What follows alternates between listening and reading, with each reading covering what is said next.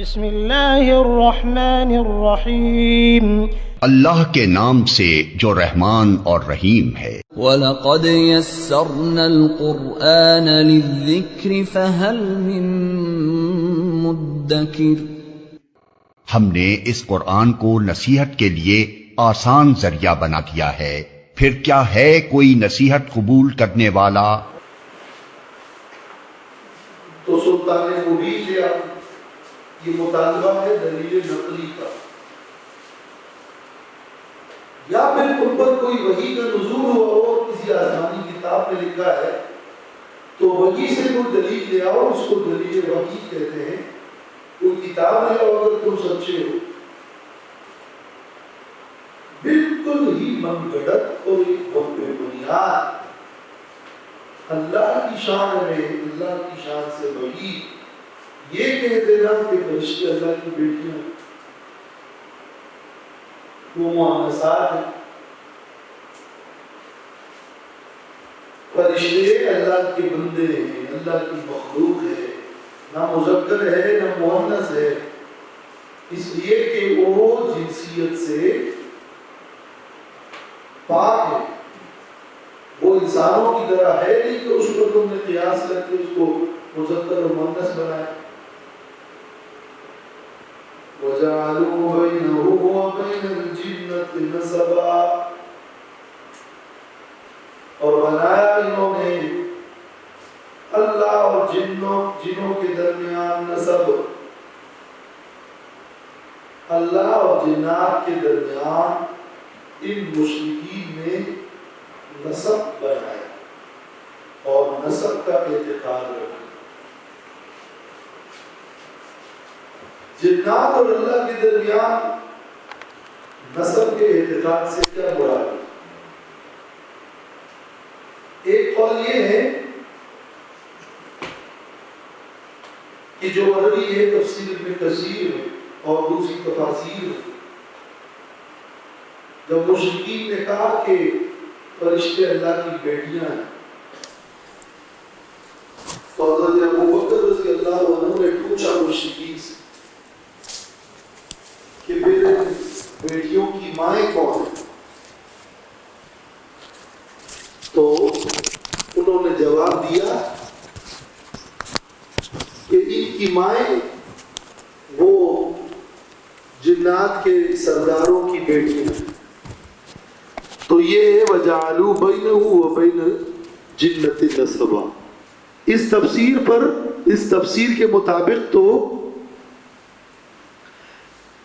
اللہ تعالیٰ کے لیے یہ جنات کے ساتھ جو رشتہ ہے وہ سسرالی رشتہ ہو گیا، اور یہاں لفظ نسبہ ہے، تو یہ سوال قائم ہوا کہ وَجَعَلُوا بَيْنَهُ وَبَيْنَ الْجِنَّةِ نَسَبًا، رشتہ نسب کا تو نہیں بنایا۔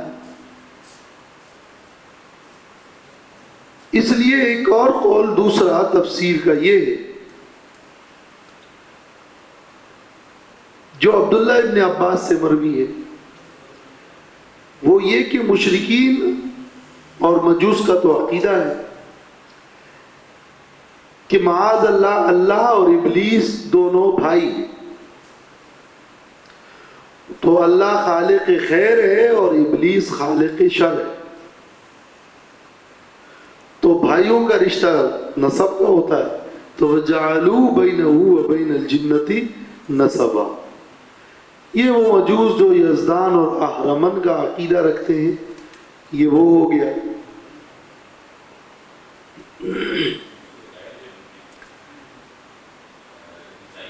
یہ وَجَعَلُوا بَيْنَهُ وَبَيْنَ الْجِنَّةِ نَسَبًا، اس قول میں بھی یہ ہے کہ یہ ابن عباس سے جس سند سے مروی ہے وہ سند اتنی پختہ نہیں، اور دوم یہ کہ اس میں ابلیس اور اللہ کے درمیان نسب کا رشتہ بنایا گیا ہے۔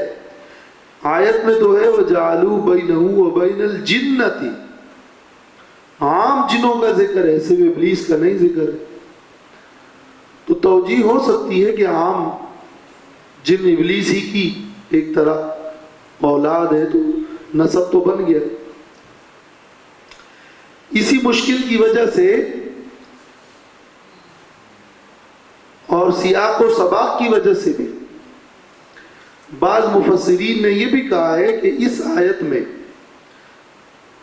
چونکہ فرشتوں کے بارے میں ذکر چل رہا ہے اور آگے بھی فرشتوں کا بیان ہے کہ وَإِنَّا لَنَحْنُ الصَّافُونَ، تو یہاں جو بین الجنتی کہا ہے، اس جنتی سے جن نہیں مراد، فرشتے ہی مراد ہے۔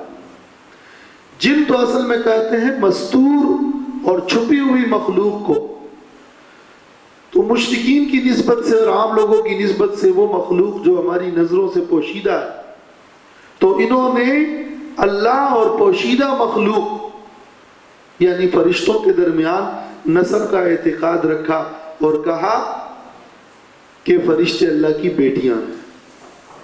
تو یہ الجنتی سے اس آیت میں ہی فرشتے مراد ہے۔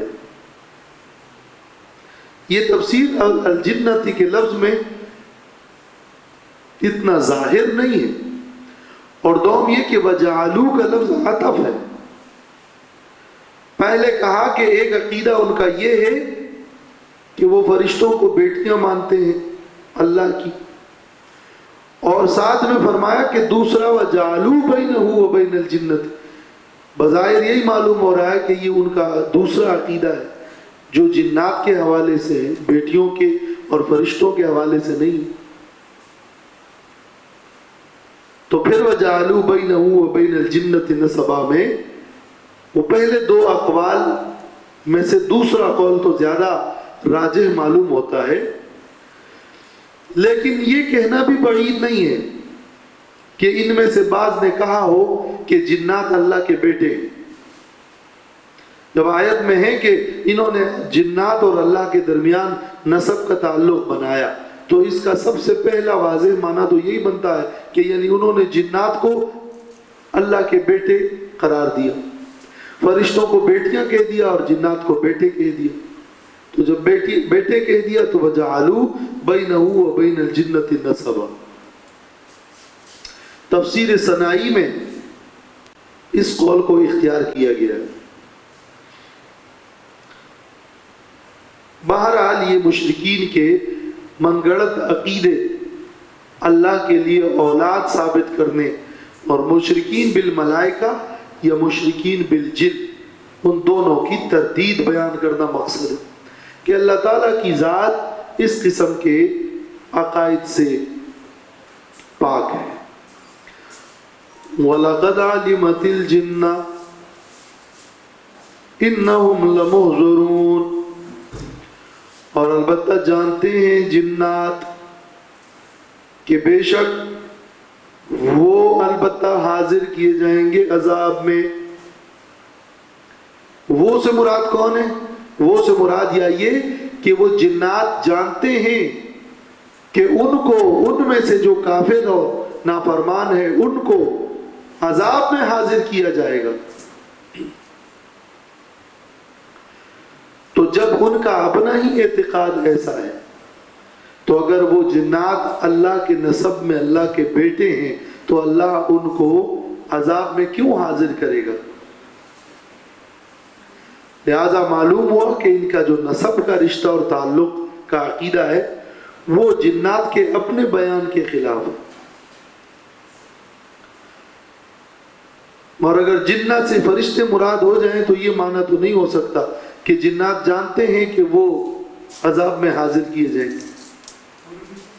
پھر معنی یہ ہوگا کہ انہم، یہ ضمیر مشرکین کی طرف راجع ہے کہ یہ جنہ اور یہ فرشتے جانتے ہیں یا جنات جانتے ہیں کہ یہ مشرکین عذاب میں حاضر کیے جائیں گے۔ تو انہم میں جو ہم ضمیر کا مرجع ہے وہ پھر فرشتے ہوں گے یا مشرکین ہیں۔ تو انہم جن بھی ہو سکتا ہے اور مشرکین بھی ہو سکتا ہے، پھر دونوں ہو سکتے ہیں۔ سبحان اللہ عما یصفون، پاک ہے اللہ ان باتوں سے جن کو یہ لوگ بیان کرتے ہیں، یعنی اللہ شریک سے پاک ہے، اللہ ولد سے پاک ہے۔ الا عباد اللہ المخلصین، مگر اللہ کے نیک بندے جو کہ خالص کیے گئے ہیں۔ عباد اللہ المخلصین، یہ استثناء جو ہے یہ یا تو جعلو سے، جعلو و جعلو، یہ مشرکین تو اللہ کے لیے اس قسم کا عقیدہ رکھتے ہیں کہ اللہ اور جنوں کے درمیان نسب بناتے ہیں، مگر اس طرح کے عقیدے سے اللہ کے مخلصین بندے مستثنا ہیں۔ یا یہ متعلق ہے انہم لمحضرون سے، کہ یہ مشرکین عذاب میں حاضر کیے جائیں گے، الا عباد اللہ المخلصین، مگر اللہ کے نیک بندے اس سے مستثنا ہیں۔ یا یہ متعلق ہے یصفون سے، اللہ ان باتوں سے پاک ہے جن کو یہ مشرکین بیان کرتے ہیں، مگر اللہ کے نیک بندے ایسے بیان نہیں کرتے۔ فَإِنَّكُمْ وَمَا تَعْبُدُونَ مَا أَنْتُمْ عَلَيْهِ بِفَاتِنِينَ إِلَّا مَنْ هُوَ صَالِ الْجَحِيمِ، پس بے شک تم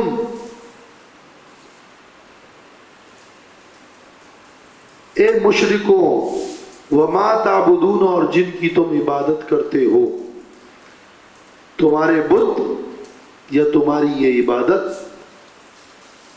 تمہارے معبودان باطلہ، تم اور تمہارے معبودان باطلہ، ما انتم علیہ بفاتنین، نہیں ہو تم اللہ کے مقابلے میں بفاتنین، گمراہ کرنے والے، پھیرنے والے۔ اللہ تعالیٰ نے جن کی ہدایت کا فیصلہ کر دیا ہو،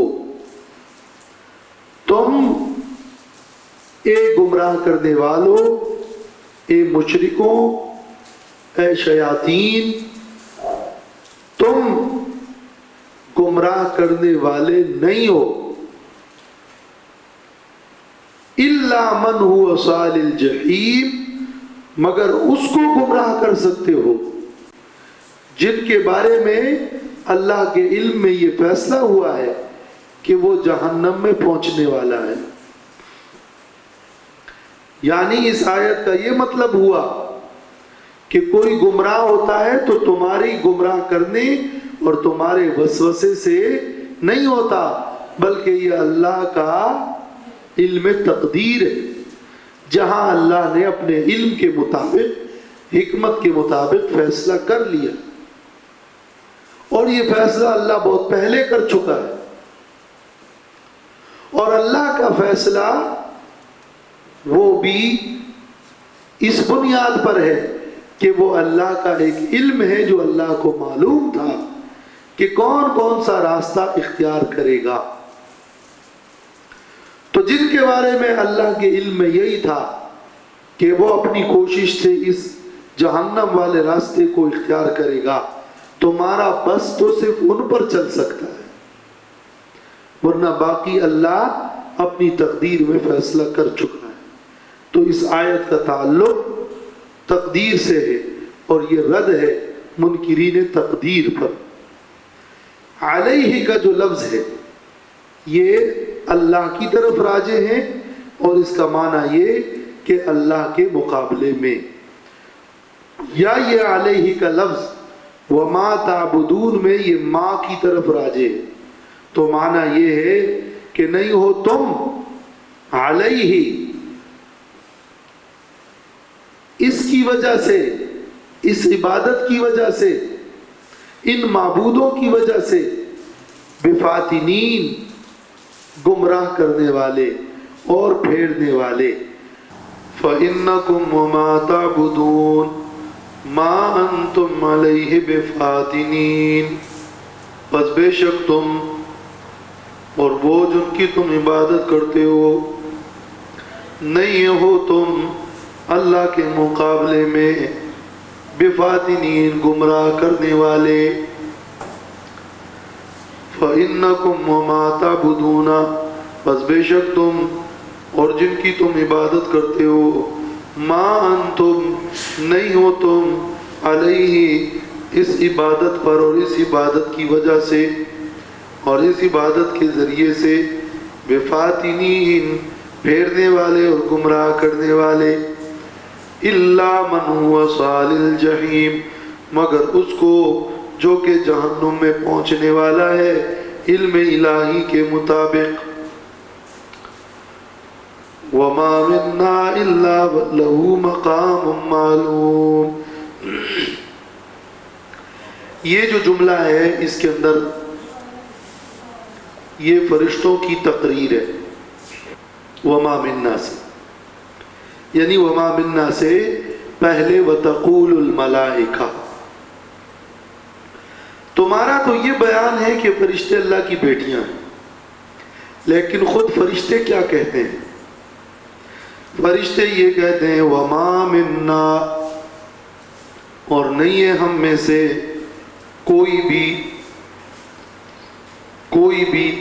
وما منا احد الا له مقام معلوم مگر اس کے لیے ایک معلوم مقام ہے. فرشتے کہتے ہیں کہ ہم میں سے ہر ایک کے لیے اللہ نے ایک مقام اور ایک درجہ متعین کیا ہے، وہ اپنے اس کام میں ہی لگے ہوئے ہیں، وہ اپنی اسی بندگی اور اسی عبادت اور اسی حکم الہی کے بجا لانے میں لگے ہوئے ہیں، اور ان میں سے ہر ایک کا اپنا ایک موقع ہے. وَإِنَّا لَنَحْنُ الصَّافُّونَ اور بے شک ہم البتہ صف میں کھڑے ہونے والے ہیں. تمام فرشتے وہ یہ کہتے ہیں کہ ہم صف بستہ ہیں. وَإِنَّا لَنَحْنُ الْمُسَبِّحُونَ اور بے شک ہم البتہ تسبیح کرنے والے ہیں. ہم میں سے ہر ایک کا ایک کام ہے، ایک درجہ ہے. ہم اللہ کے حکم کے آگے صف بستہ ہے اور ہم اللہ کی تسبیح کرنے والے ہیں. کوئی سجدے میں ہے، کوئی قیام میں ہے، کوئی رکوع میں ہے، وہ پڑھتے رہتے ہیں سبوح قدوس سبوح قدوس. فرشتے تو خود اللہ کے بندے، اللہ کے محتاج، اللہ کے حکم کے پابند ہیں، وہ اللہ کے اطاعت گزار ہیں. خود یہ ان کا اپنا بیان ہے. جیسے کہ جنات کا اپنا بیان ہے کہ وَلَقَدْ عَلِمَتِ الْجِنَّةُ إِنَّهُمْ لَمُحْضَرُونَ، جنوں کو پتا ہے ہم ماتحت ہیں، ہم سے باز پرس ہوگی. فرشتوں کو پتا ہے، وہ کہتے ہیں ہمارا اپنا ایک مقام ہے، ہم اللہ کی بندگی میں صف بستہ اور تسبیح کرنے والے ہیں. مگر مشرکین نے ان کے اپنے ہی بیان کے خلاف یہ عقیدہ من گڑت کر دیا کہ جنات کی اللہ سے ایک نسب ہے اور فرشتے اللہ کی بیٹیاں ہیں.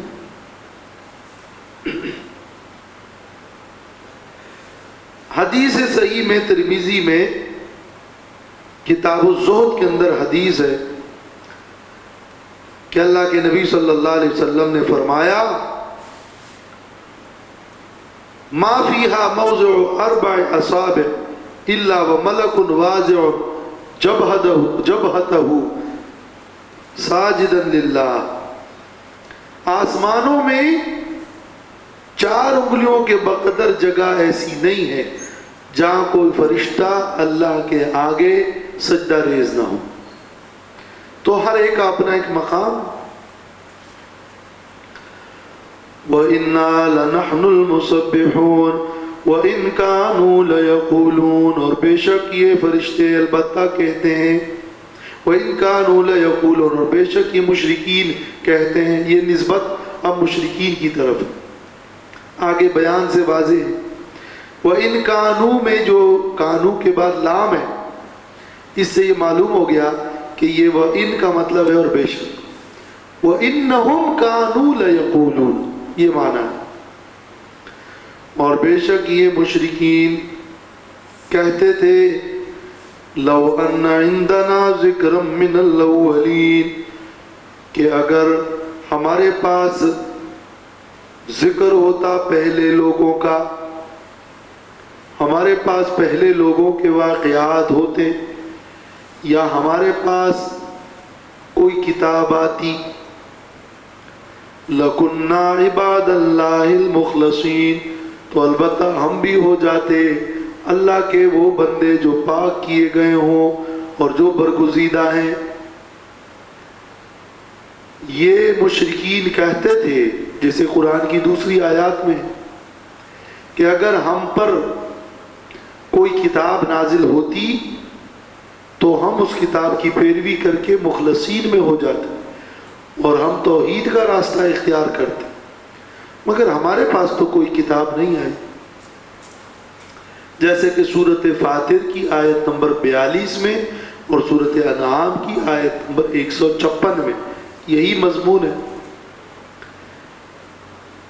تو جب اللہ نے یہ پیغمبر صلی اللہ علیہ وسلم کو بھیجا، یہ کتاب کا بیان آیا، تو فَكَفَرُوا بِهِ، وہ ارمان تو ان کا پورا ہو گیا لیکن پھر بھی انہوں نے کفر کیا۔ فَسَوْفَ يَعْلَمُونَ، بس ان قریب یہ لوگ جان لیں گے۔ تو یہ اب مشرکین بالملائکہ، مشرکین بالجن، مشرکین مکہ، ان کے تذکرے اور ان کے بیان میں یہ ذکر ہے کہ یہی لوگ تو پہلے کہتے تھے کہ اگر ہمارے پاس کتاب آ جائے تو ہم مان لیں گے۔ اب جب اللہ نے ان میں ہی کتاب بھیجا تو یہ پھر بھی اپنی اسی شرکی عقیدے پہ چل رہے ہیں اور فرشتوں اور جنوں کو اللہ کے ساتھ شریک ٹھہرائے ہوئے ہیں۔ وَلَقَدْ سَبَقَتْ كَلِمَتُنَا لِعِبَادِنَا الْمُرْسَلِينَ، اور البتہ تحقیق کے ساتھ ہمارا وعدہ گزر چکا ہے اپنے ان بندوں کے لیے جو کہ بھیجے گئے تھے۔ کلمتنا، ہمارا وعدہ، رسولوں کے ساتھ ہمارا وعدہ گزر چکا ہے۔ وہ کیا وعدہ ہے؟ انہم لہم المنصورون، کہ بے شک یہ رسول البتہ ان کی مدد کی جائے گی۔ وَإِنَّ جُنْدَنَا لَهُمُ الْغَالِبُونَ، اور بے شک ہمارا لشکر البتہ وہی غالب ہوگا۔ اللہ تعالیٰ نے یہ وعدہ کیا ہے کہ رسولوں کی مدد کی جائے اور ہمارا لشکر غالب ہوگا۔ یہی ذکر سورۃ مجادلہ کی آیت میں یوں ہے کہ کتب اللہ لأغلبن انا ورسولی، اللہ نے یہ لکھ دیا ہے کہ میں اور میرے رسول غالب آئیں گے۔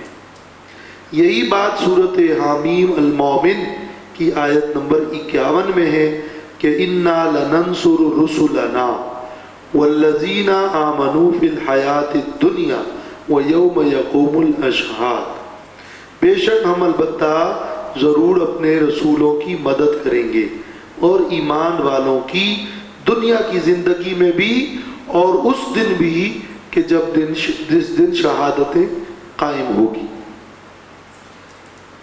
قرآن مجید کی ان تمام آیات میں رسولوں کے ساتھ مدد کرنے کا ذکر ہے۔ اس پر یہ سوال کیا جاتا ہے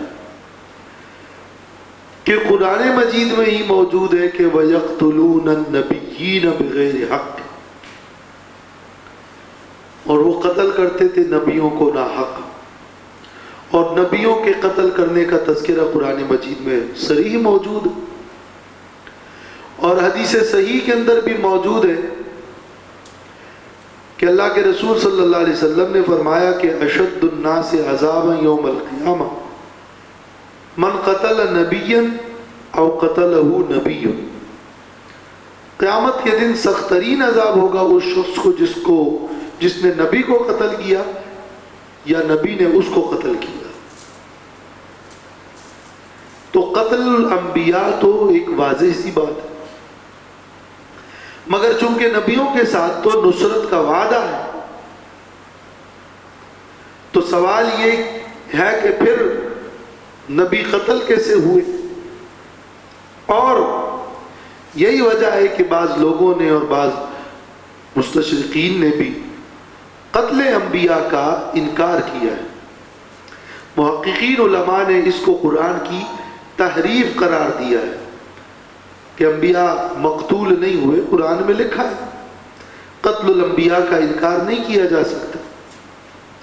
اگر یہی دلیل ہے قتل انبیاء کا کے انکار کی تو آیت میں تو یہ بھی ہے کہ اِنَّا لَنَنْصُرُ رُسُلَنَا وَالَّذِينَ آمَنُوا، ہم اپنے رسولوں کی بھی مدد کریں گے اور ایمان والوں کی بھی کریں گے. پھر تو انکار کر دو کہ ایمان والے بھی قتل نہیں ہوئے. تو قتل الانبیاء کا انکار ان دلائل کی بنیاد پر تو نہایت ہی غلط ہے. تو پھر سوال اپنی جگہ یہ کہ رسولوں کی مدد کی جائے گی اور انبیاء قتل بھی ہوئے ہیں. تو جواب ایک تو یہ کہ غلبہ اور نصرت کا تصور وہ صرف یہ نہیں ہے کہ سیاسی غلبہ حاصل ہو اور دولت اور حکومت حاصل ہو، بلکہ نصرت کا مصداق یہ بھی ہے کہ حجت میں اور بیانیے میں وہ غالب ہو، اور نصرت کا مصداق وہ یہ بھی ہے کہ انجام کار کے اعتبار سے وہ غالب ہو اور ان کو استقامت اور ثبات اور دوام نصیب ہو جائے. اللہ تعالیٰ نبیوں کی مدد کرتا ہے اور اللہ نے رسولوں کی مدد کی. وہ کہیں مدد اس معنی میں کہ ان کو ایک سیاسی غلبہ ملا اور وہ غالب رہے، اور کہیں مدد اس معنی میں، اور یہ تو ہر جگہ ہے، کہ ان کے بیانیے کو غلبہ ملا اور وہ لوگ مٹ گئے، وہ لوگ ختم ہو گئے جنہوں نے ان رسولوں کے بیانیے کو تسلیم نہ کیا. ان کا بیانیہ چلتا رہا اور ان لوگوں کا بیانیہ ختم ہو گیا اور وہ فلسفے دفن ہو گئے جن لوگوں نے نبیوں کا انکار کیا اور نبیوں کو قتل کیا اور ان کی مخالفت کی. اور پھر اللہ نے نبیوں کی مدد اس معنی میں کی کہ ان نبیوں کو استقامت کا پہاڑ بنا دیا اور ان کو ایک ہمت اور استقامت سے نوازا. یہ وہ نصرت تھی کہ جو نبی قتل بھی ہوئے مگر وہ اس نصرت کے اعتبار سے، اس حجت کے اعتبار سے، اس استقامت کے اعتبار سے وہ غالب رہے. تو یہ ایک جواب اور ایک مفہوم ہے اور یہ بھی بالکل واضح ہے. لیکن اس کا ایک دوسرا معنی بھی جو حسن بصری سے بھی مروی وہ یہ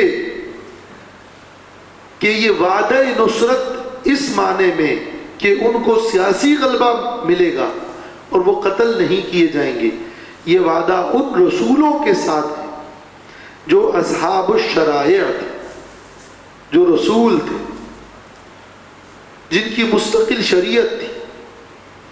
اور یہ مخصوص مومنین یا مخصوص رسولوں سے یہ وعدہ تھا. اس لیے قرآن مجید میں جہاں نصرت کی بات کی گئی وہاں لفظ رسول اور رسولنا اور رسولی اور مرسلین استعمال کیا گیا ہے، اور جہاں قتل کی بات ہے وہاں النبیین کا ذکر ہے یا الانبیاء کا ذکر ہے. تو یہ اس بات کی طرف ایک اشارہ ہے کہ یہ رسولوں کے اور اصحاب الشرائع کے ساتھ یہ وعدہ ہے، یہ وعدہ نبیین کے ساتھ نہیں ہے. تو قتل جو ہوئے وہ نبیین ہوئے، اگرچہ اس پہلے بیان کے مطابق بیانیے کے اعتبار سے اور استقامت کے اعتبار سے تو وہ غلبہ نبیین کو بھی حاصل تھا، مگر قتل والی بات میں یقتلون النبیین ہے اور اس کے مقابلے میں رسولوں کے بارے میں یہ وعدہ بالکل صادق رہا کہ وہ قتل بھی نہیں کیے جا سکے. لہم المنصورون. تو یہاں بھی ہے المرسلین. جی اگر ہے بھی تو میں نے اور دوسری آیات پڑھی نا، صرف یہ آیت نہیں ہے. لننصر رسلنا والذین آمنوا فی الحیات الدنیا. فی الحیات الدنیا کی قید بھی ہے. اور کتب اللہ لأغلبن انا ورسلی. تو یہ آیات دوسری میں نے اس لیے پڑھی کہ یہ معقوم تو اپنی جگہ ہے مگر اس کے یہ دو مصداقات اور مفہوم ہے۔ وَإِنَّ جُنْدَنَا لَهُمُ الْغَالِبُونَ، ہمارا لشکر غالب ہوگا۔ اس میں جندنا کا لفظ بڑا اہم ہے کہ اس کو سوچا جائے کہ اللہ نے فرمایا غلبہ ہوگا، ہماری لشکر کو غلبہ ہوگا۔ جو لوگ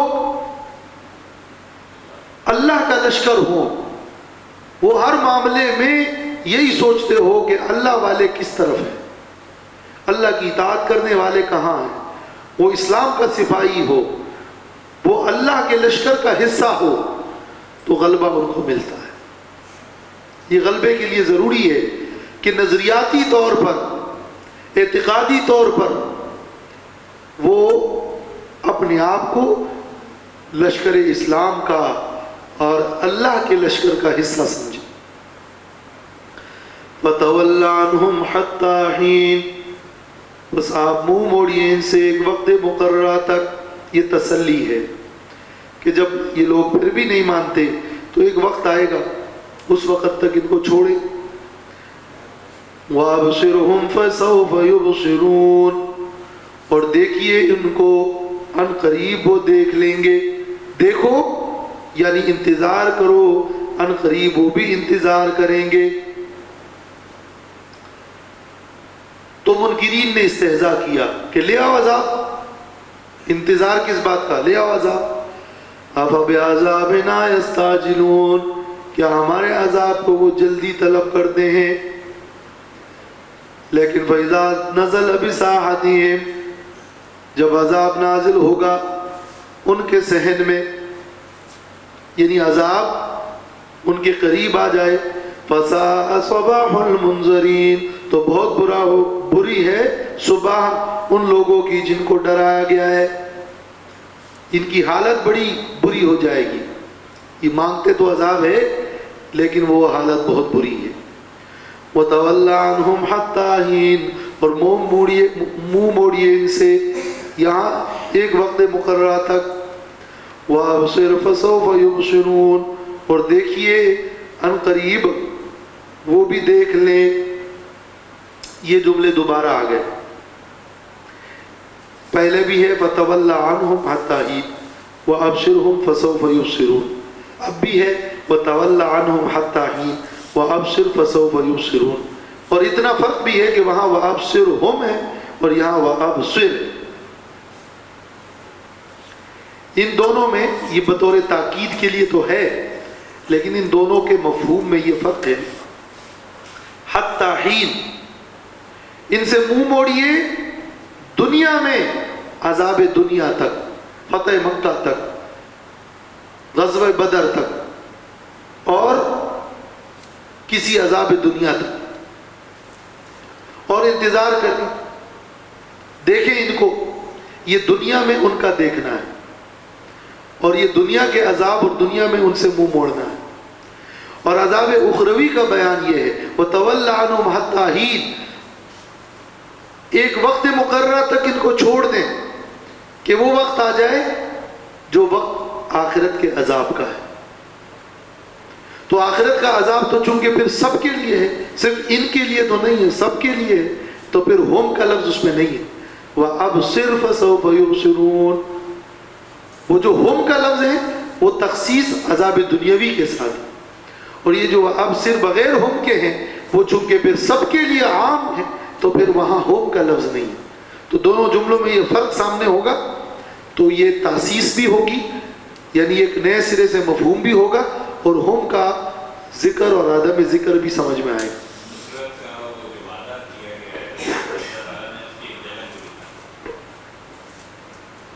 ہاں اس اعتبار سے کہ حتیٰ حین۔